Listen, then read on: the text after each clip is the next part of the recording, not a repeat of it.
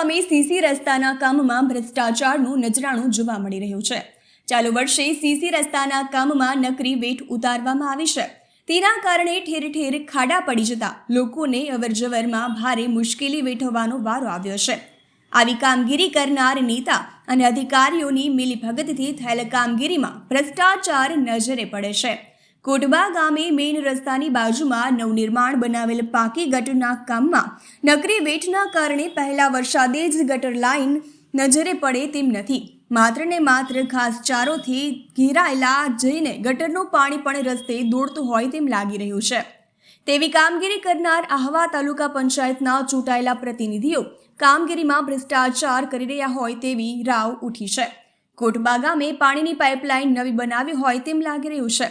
ગરીબ લોકો સુધી પાણી ન પહોંચે તો ગરીબ પરિવારોની નવી ટેકનોલોજી વરસાદી પાણીની પાઇપલાઇન કરી ઘર વકરી ચાલાવે તેવી વરસાદી પાણીની પાઇપલાઇન નજરે પડે છે।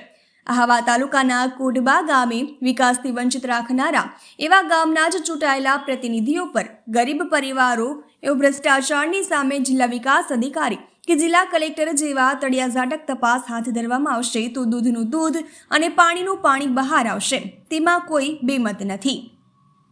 રિપોર્ટર રમેશ મહાલ્લા, ડાંગ।